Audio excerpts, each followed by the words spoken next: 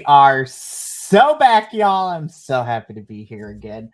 But hola, bienvenidos, buenas noches a las todos, and welcome back to another episode of Los Lobos de la Lucha, your weekly CMLL review show here at BC WrestlePod. And of course, we're already swinging hot out the gate because we got Primo already here. It has been far too long, my friend, but we are back in full effect. Oh my goodness. I am Mikey, also known as El Jefe of BC WrestlePod. I run the ones and twos, and I am herding all of these lovely gentlemen into trying to face the biggest enemy of all, scheduling. Pod. I was just like, this is why I could never work reception because I would lose my mind of how many appointments we need to keep track of.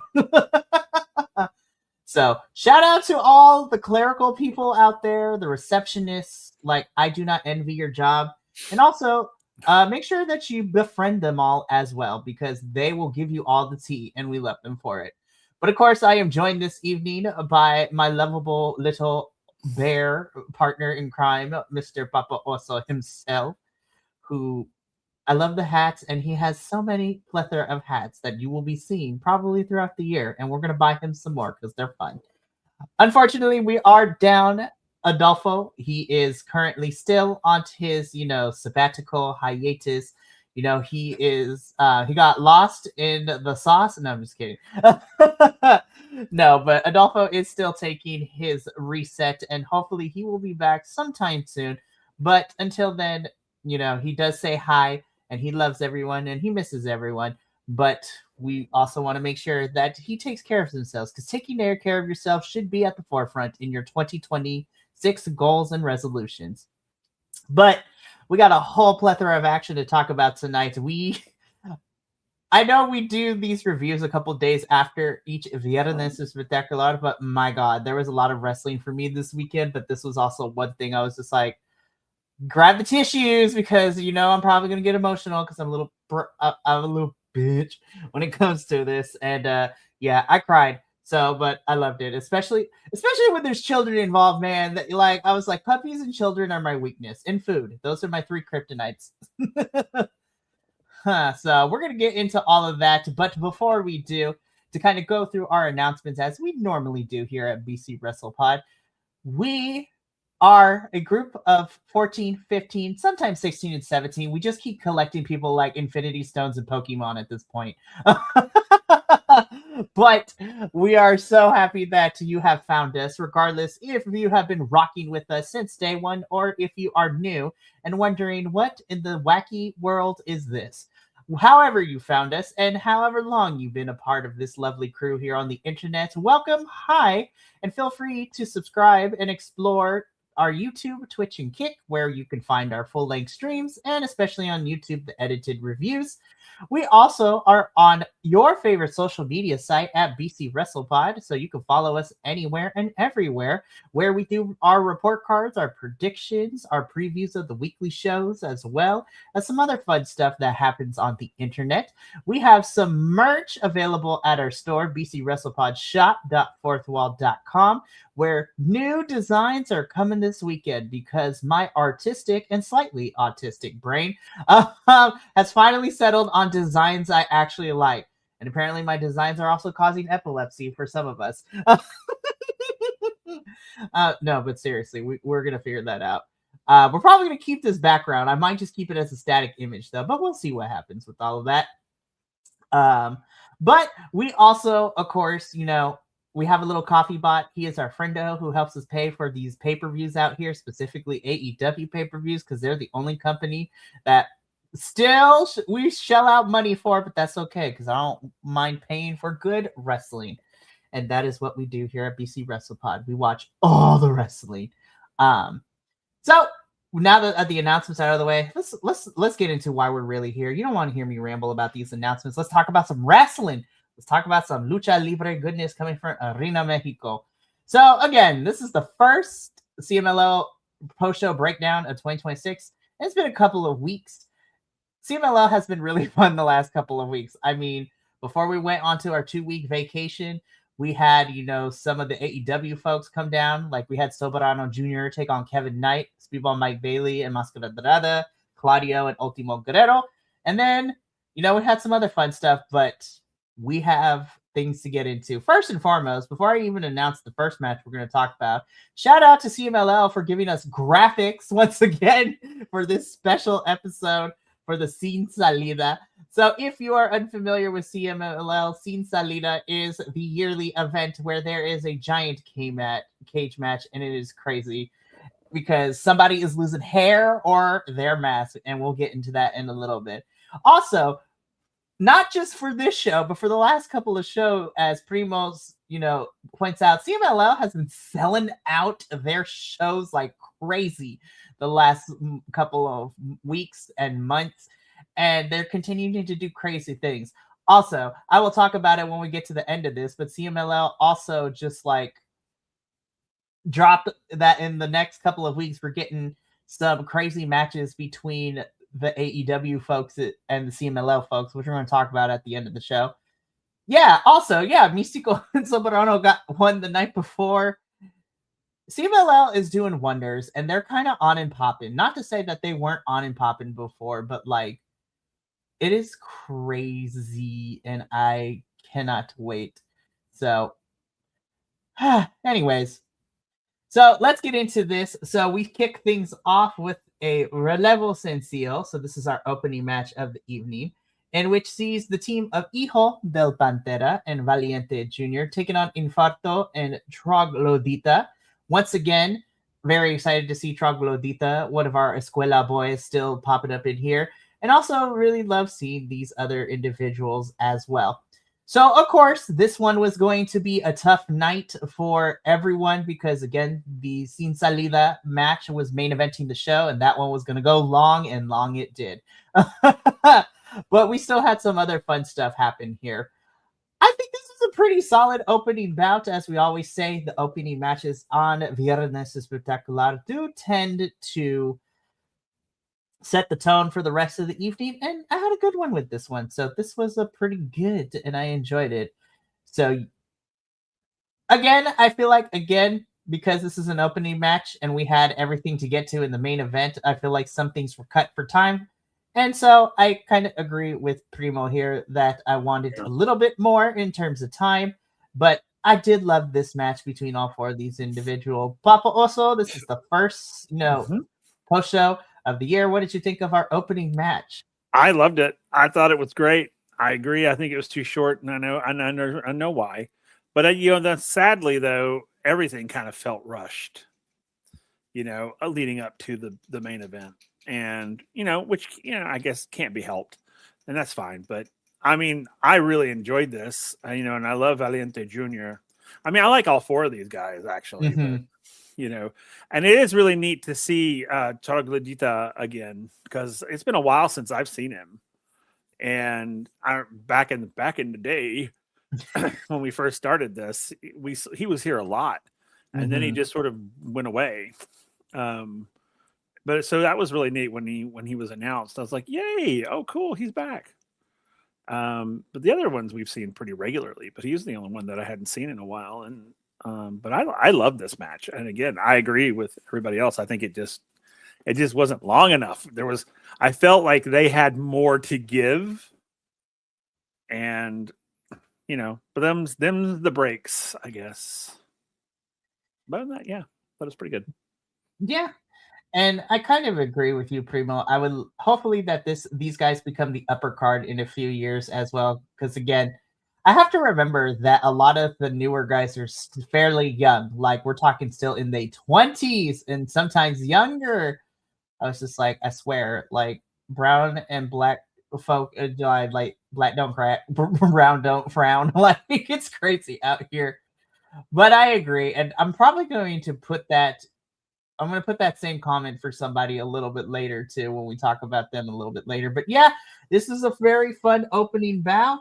Valiente Jr. and El Hijo del Pantera pick up the victory here in this Relevo Sencillo. And we move straight into our second match, which claps all around. one of my favorite boys. Both of my favorite boys is in this match. So here we do get a really fun Relampago match. So this is, of course, Titan versus Utani. Been loving that Utani is getting featured a lot within the last couple of weeks and even the last month or two. So he's also another person I really hope to see in the upper card in the next couple of years. Titan is always fantastic. You know, Mans is wrestling in CMLL, and whenever he goes to Japan, when they have him go over, is great. This was just a fun lightning match. Again, we cut some stuff because of what we got in our main event, so it did feel. I do appreciate that they almost went the full 10 minutes still with this one, which was really, really nice, and one of the benefits of having a Relampago match. But I'm biased. I love these two. I did enjoy this match. So I had a good time with this one. Papa, what did you think about this Relampago match?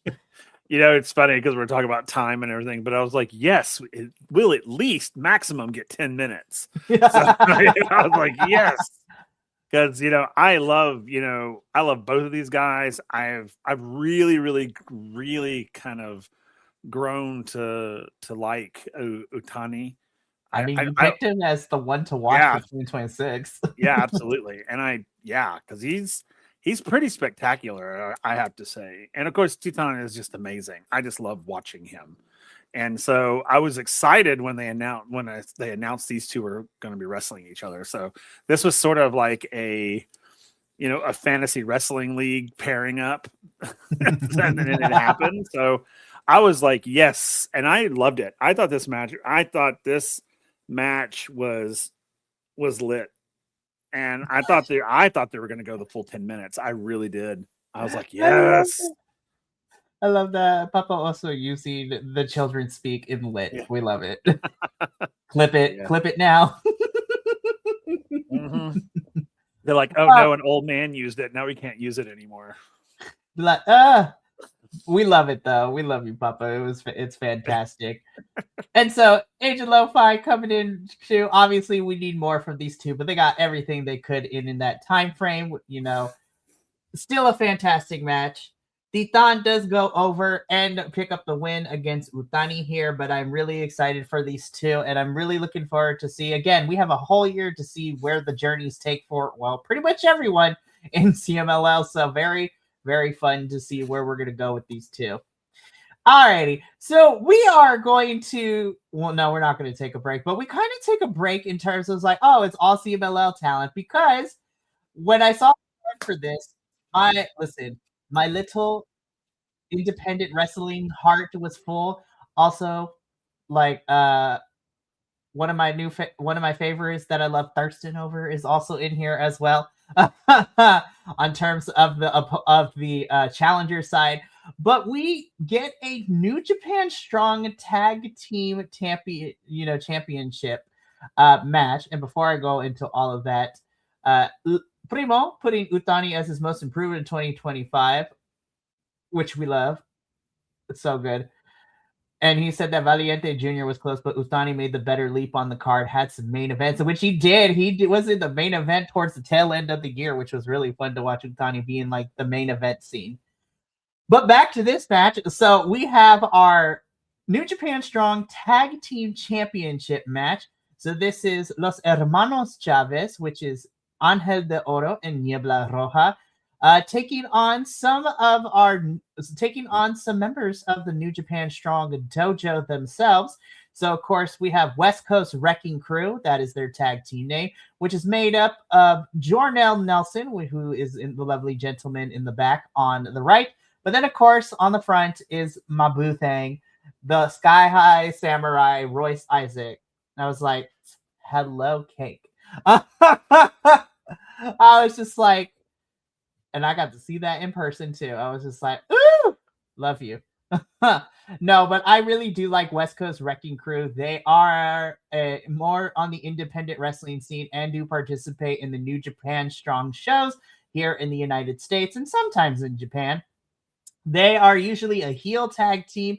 And they definitely played heel here, which is really, really good. But I love them. Now, as far as this match goes, I thought this was a really good. Again, I'm gonna sound like a broken record, but because of the main event, I thought this was pretty decent. I was a little disappointed because I feel that it took them a little bit to kind of get connected in terms of chemistry, and even when they did, I feel like we didn't get the full extent to it. So I thought this was pretty okay. It did take me a little bit to get used to because, again, with West Coast Wrecking Crew, to my knowledge, I believe this is their first real time in Arena Mexico, and unfortunately, it kind of showed a little bit because I know New Japan, you have the strong style of wrestling, you hit hard, you work snug, but you don't.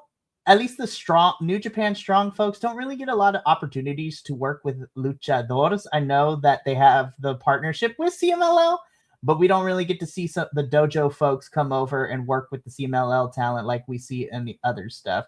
So I thought this was a pretty decent match. I will say I did like seeing, like Primo brings up, I love seeing, Los Hermanos Chavez have a different style of match.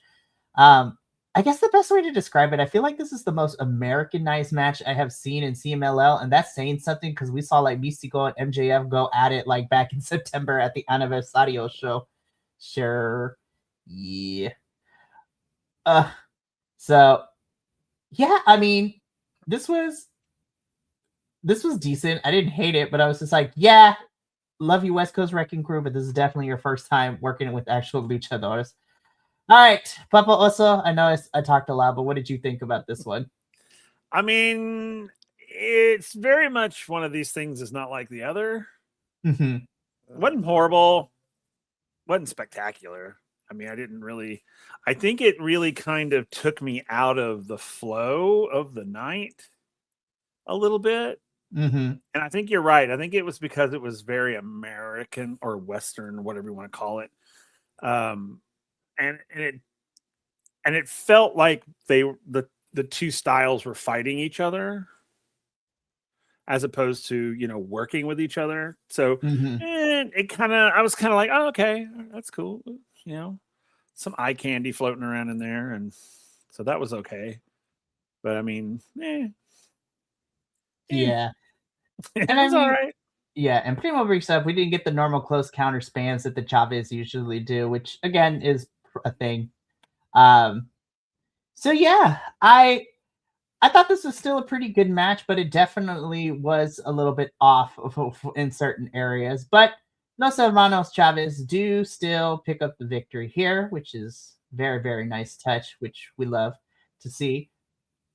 And yeah, so they are still our New Japan Strong champions. Very interested to see where we go with them going into 2026 and where we go with them because they are both the Strong and Tag champs still. So that's always going to be a fun one for sure. Yeah, out of their whole trip down in Mexico, West Coast Wrecking Crew ended up going 1-4 on their tour. Kind of surprised they took that many losses. Kind of rare for foreigners. Hopefully, I mean, yes and no, because outside of like the New Japan Strong events, they don't really, and some independent wrestling scenes, they tend to lose a lot. I will say though, they were on a run because they held those New Japan Strong tag titles for quite some time before ultimately losing them to Templario and TJP last year in May. The reason I know that is because I was there live at that show for New Japan Resurgence. So yeah, so again, more tag teams for the New Japan titles would be great. It'd be fantastic. Alrighty, so at this point, we then get into the semi-main event, which was a Relevo Australiano. So this is the team of Místico, Máscara Dorada, and Atlantis Jr. taking on, Volador Jr., Barbaro Cavernario, and everybody's Novio Soberano Jr. I don't care what nobody says. Soberano Jr., I love you so much. Never change. You and your pointy outfits, like Queen. We love it. Exactly. And that's the other thing, too. This match got the normal amount of time, too. I was just like, well, of course they did. I was like, do we not see who's in this match? Just kidding. I love everybody involved. Oh my goodness. And of course, again, because this is a 2 out of 3 falls Relevo Australiano match, it's just like, yeah, this makes sense. And I was just like, semi-main event before the cage match that we were going to get into in a little bit. I had fun with this one. I really, really did. I was just like, yeah, all my faves are in here, so we're going to have a good time. And a good time we had. Papa, what did you think about this one? Well, it's funny because I totally was like, there's no way they're going to shortchange Mystico.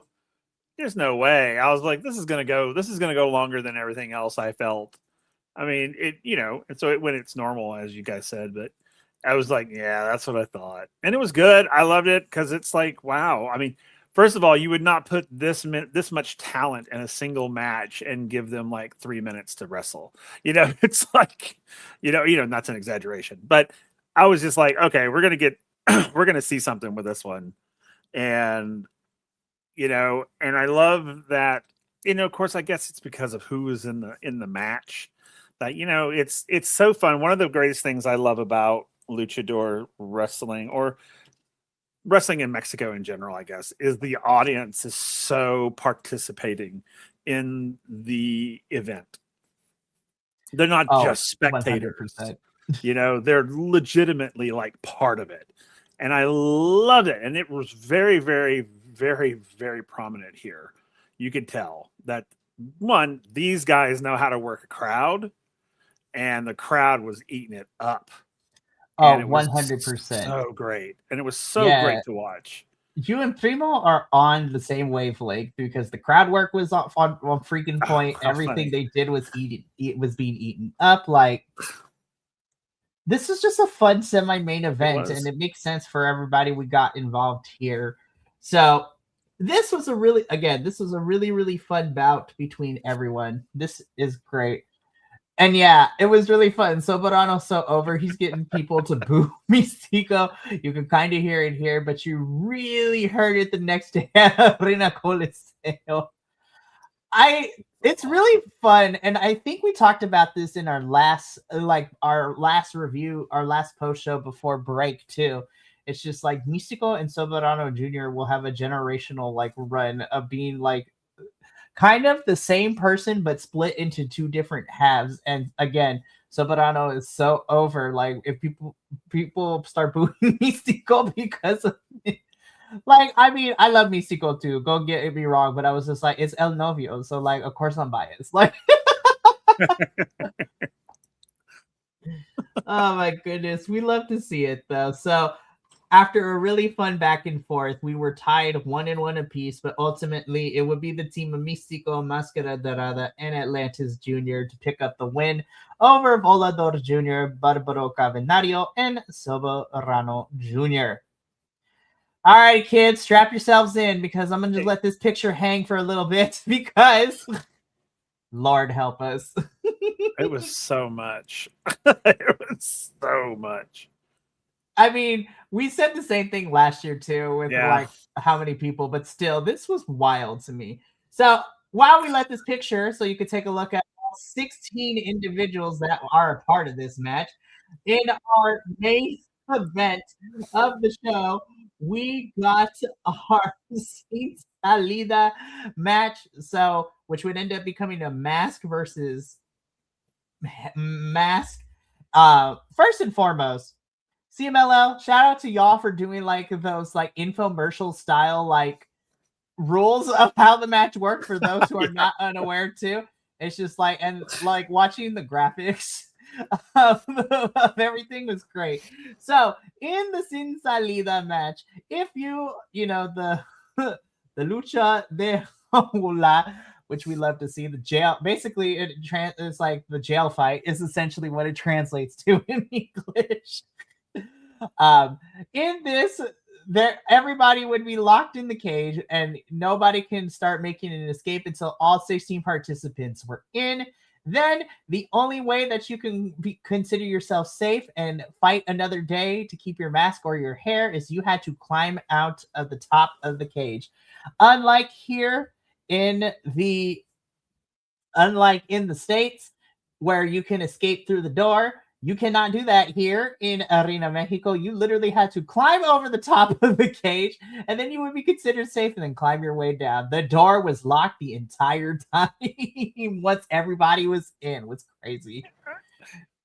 So, man, yeah, before I even get to the participants, this is something I did want to talk about too. Oh, how funny. I was about to say something about that too. How hilarious. So Primo brings up, not a big fan of cage matches in CMLL, to be honest. The no blood kind of sucks for me. This also would have been a little bit better with 8 instead of 12 here. 12? There's like 16 people. What are you talking about? No, just kidding.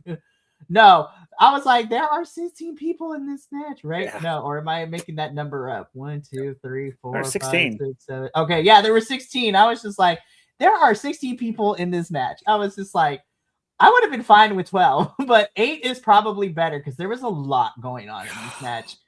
And look, I love multi-person matches. I'm used to like big old rumbles where we get like 20, 30 people in a ring. Like the battle, like we just talked about this. There is a way to do these kind of big multi-person stuff all the time. And, you know, not to invoke another promotion, but like a couple of weeks ago before we went on vacation, Papa, you and I, you know, talked about TNA where we had that 20-person rumble, and it kind of worked because, you know, everybody was in there, and then we got rid of like, it didn't take too long to get rid of people, and then it was only like the last 5 or 6 people that really, not to say everybody else didn't matter, but it was like, okay, these are the 6 that actually have the shot of getting this championship bout, right? And so I was just like, there's a lot going on in this match. The cameras did the best they could. Honey, they tried. They tried. I will say, though, and we're going to talk about it in a little bit, the ending was honestly the best I can remember for Sin Salida. I really felt the important win idea. We're going to talk about it because I cried. So this is crazy. Oh, yeah, that's right. I forgot about that. Full Metal won last year. What's he been doing for referee? Ooh. That's true. Alrighty, so let's get into this. So in this match, there were 16 individuals, and they are as follows.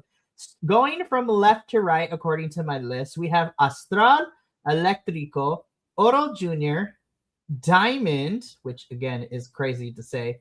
It's just regular. It's like Diamond. Espíritu Negro, El Vigía, Rey Cometa, Blue Shark, Virus, Cancebrero, Calavera Jr. 1, Calavera Jr. 2, Sangre Imperial, Robin, Polvora, and El Coyote. There's a lot of people in this match.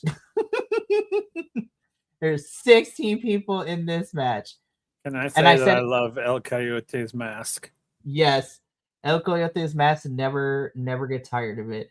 Man. But, so, again, I didn't really explain the rules very well. So, again, there's a lot of people. Some people have masks. Some people have long, gorgeous locks. So, what ends up happening is you have to escape the cage to save your mask or save your hair. If you get the pleasure of being one of the final 2 people in the cage, then it becomes a regular match to one fall, where the loser, it either becomes mask versus mask, mask versus hair, or hair versus hair. Somebody is losing something by the end of this night. So there was a lot. We had some mask ripping. We had some accidental. We had almost an actual nip slips in this match. People were pulling masks. People were pulling off clothing. I was just like, guys, it is not that kind of show. But hey, I was just like, what is happening? That's very, very true.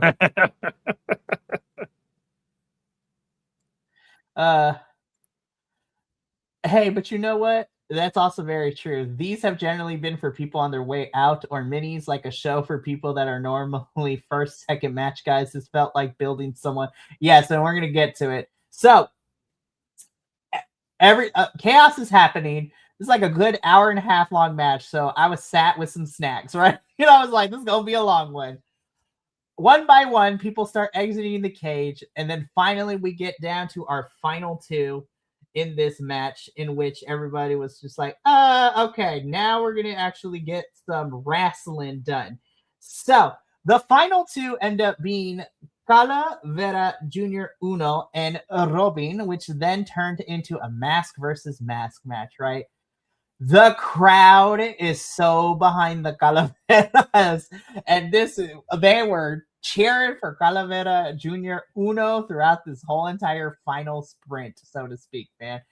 But man, this final bout was really, really good between Robin and Calavera Junior Uno. There was near falls, there was some thicker things happening, but ultimately, Calavera Junior Uno is the winner. He gets to keep his mask, even though it got ripped up in the process, and so did Robin's. So that's the match itself. But then we still had like a 20, 30, 25-minute whole thing because we had. I cried because we had the whole process in which before we even had the mask come off and everything, like we had tiny little Robin come into it. So Robin's child, his boy, and then his daughters came in. Everybody was crying. There was hugs going on. My feed got a little bit blurry because I could not see past my tears that I was shedding. And I was just like, oh my God. I was just like, why am I crying for wrestling? What the flip? I was just like, oh my God, what am I doing with my life? And then what made it worse too is that Calavera Junior Uno was crying. We had Mascara Dorada trying not to cry too. So of course, after everything was said and done, like Robin does end up demasking himself. We learned that this is, is Robin. He's been wrestling for 20 plus years. I was like, hot damn. I was like, my God. And I was just like, man, this is crazy. Like, I cried. This was so emotional. And honestly, this moment was so impactful. I'm like, this is barely the third day of 2026, and you already have this moment for me to run it back. It's crazy. So, Primo, I'm gonna bring your comments in here in a little bit too, but Papa, like, let's dissect this. So, the match, the cage, the one-on-one, the demasking ceremony, like, where do you want to start? Well, let me start with the overall thing first. Mm-hmm. The cage felt weird to me. And maybe it's because I've never seen the cage in CMLL before, but it just felt weird. It felt, it's like the elephant in the room. And I don't know. It was weird. It made me, I don't know. It was weird. The overall thing, it's funny because I was like, they could have done this without the cage and it would have been just as effective. I don't know if the cage was just to add, flair or whatever, but I felt like it could have been done without the cage, honestly. Mm-hmm. But anyway, and then when we get to the end, the two, it was like my heart was beating too fast. I was like, it was stressful. It was stressful. And then, of course, the ending happened and the masks and tears were flying everywhere. And it was one of those, and we've seen it in the past when this has happened with like Euphoria. I remember his whole thing when that happened. Mm-hmm. And I think it's because, and this is not me speaking as an expert by any means for you folks out there, but for what I have in the year plus that we've been doing this, I have the traditions of this style, the sort of what people hold dear to themselves when it comes to this style of wrestling. It is extremely emotional when they have to give up that tradition. It's something that they have, I mean, I don't know because I'm not a luchador, a wrestler. Obviously, I'm nowhere near because I'm as white as a sheet. But, but it's the idea. I understand it. I understand the idea of that mask being something that's part of you. It's who you are. And when you have to remove it, having it ripped off is one thing, but when you personally have to take your mask off, it is, I get emotional thinking about it right now. I get a catch in my throat because it is the most personal thing. If, like I said, if someone else had ripped it off and we had seen whatever, okay, that's, oh man, what's that? But to watch him remove his mask, and as difficult as it was, and you're right, and having the kids there, and it was just, and then watching the other wrestlers just sort of understand. And that's one of the things I love about it, is everybody understands, even though we are wrestling and one of us is losing our masks. I understand the legitimacy of it, and you could feel it. But it was beautiful. It was just so beautiful, and I always feel so honored to be able to see something like that. And I can only imagine the power it has in person, though. With the audience sitting there, and you just feel that emotion just sort of wash over you, that sort of thing. And I mean, it would be for me if I was sitting in that audience watching this. I mean, I would just probably I'd be sobbing, probably. But I'm a big softie anyway. But yeah, I loved it. It was beautiful and brutal and honest and raw. So I loved it. It's what I love about this style of wrestling. It's it's just that the feeling you get, it's like you get caught in it. You get, these wrestlers become your brothers and sisters, and you kind of feel that, when he was removing his mask, even though I didn't know him that well, I'd heard of him, but I was feeling it, man. I was like, dude, no, don't. I mean, I literally was saying, no, don't. Come on, there's got to be a different way we could do this. I was literally like, is there any other way that we could do this without him removing his mask? I was just like, I mean, I did it when it happened to Euphoria too. I was like, right. Oh, come on, there's got to be another way. Go, oh no, no, don't take it off. I don't know. It really hits me hard. So yeah. Alrighty, so Primo, I'm gonna bring in all the comments that you brought up during this whole thing. So first, going back a little bit, so he has met Robin, extremely nice as expected. He's run a ton of shows out of the Chicago area, and Robin has his own promotion that works with CMLL in the US, which now I need to know more of because that's fantastic. Also, he brings up that the reason that there was no other family members with Robin is that the Alvarado family is banned from CMLL since about 2017. What did they do? And Mascara Dorada was there as his sister is with Robin. That's a scandalo right there. I'm just kidding. And then, I don't exactly know how, but Psycho Clown, who is a wrestler in AAA, and Robin are related. It's a pretty big family tree. They're from the Brasso line of luchadores. You may remember Super Porky, as he had a short stint in the Fed. God, that's a name that goes way back before my day. Oh my goodness. Now I'm interested. So, Primo, if next time you are here, I would love to know what happened and why the Alvarado family is banned from CMLL. I'm like, what they do? Be like, what they do? So spill the tea, man. Spill the tea. Yeah, spill the lucha tea. That is what we're here for. Spill it. I was like, we are now a gossip column.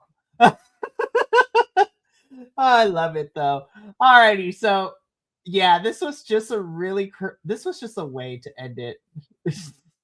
I love it. It's a long story and stuff went down. LOL. Alrighty, Primo. I know you don't do the social medias, but I know you're on one site, so I'm a direct message you if I can. Be like, spill that tea. Oh shit. Okay, tires may have been slashed. Oh shit. Now I'm invested. Okay, so Primo, we have homework to do. So I'm gonna reach out to you over the next couple of days, and I need all the tea so we can spill it when we come back. Oh man, but I mean tires may have been slashed. Hey, you know what? That's some Arena petty shit México, right there. CMLL is your own telenovela. We love it. But yeah, so before we say goodnight for the evening, we do have a preview of this upcoming week of CMLL goodness. So that's going to be a fun one. So let's get into it, shall we? Yeah, apparently not. So now, you know what? I'm not going to lie, Primo. If you can help us give us the stories and create the scripts, I am so willing to go out of my way to make like editorial style videos, even if they're like 3 minutes long. To be like, here is your weekly dose of Lucha gossip, and here is the feud that happened. I'm honestly down to. I know it sounds crazy to say, but I am so down to make like Lucha feud videos that are just like pop culture style. To be like on extra tonight. extra. I'd watch that God, so hard. I'm so here for it. So, Primo, thank you for giving us more content ideas. We're going to reach out and talk about it a little bit. But for this upcoming Friday, for Viernes Espectacular, we do have some really fun stuff coming up. So, coming at us this Friday, we are kicking things off with a Relevo Australiano VIP match. So, that should be fun. We're getting Angelito, Caligula, and Pequeño Magia taking on Pequeño Polvora, Full Metal, and Rostro de Acero. Then in a Relevo Sencillo, we have Calavera Jr. 1 y Calavera Jr. 2 taking on Robin and Polvora. So Robin is going to be in action this Friday, which we love to see. Then in a Relevo Sencillo VIP, we have Max Star and Futuro taking on Mephisto and Euphoria. Then this next one has me interested because in a Relevo Australiano VIP, we have Star Black, Fugas, and Explosivo taking on Difunto, Barbosa, and a mystery partner. So we don't know who that gonna be, and it's 2/3 of Galeon Fantasma. So that should be very interesting. Then in the match Relampago, my body and my soul are not ready, but they are going to still be really, really fun. Mascara Dorada versus Titan in a 10-minute bout. And I was just like, yes. We love to see it. And then in the main event, por el Campeonato Mundial de Peso Semicompleto, CMLL. Of course, that is for the middleweight, the semi-complete, the middleweight championship of CMLL. Místico defending the title against Barbaro Cavernario, so that should be fun. Oh, Primo, this is really good information. The VIP matches were voted best of the month on CMLL's site. Sweet! We love that for everybody, and I need to get on this voting action. We love to see it. So, again, we started off the year with the crazy cage match. Robin is now demasked, but we are going to see him in action as well as some of our other favorite folks this upcoming Friday. You bet your bottom dollar we will be here next Wednesday reviewing it all and recapping it. That's it for the review portion, but I do have a quick announcement because CMLL just dropped some stuff for us.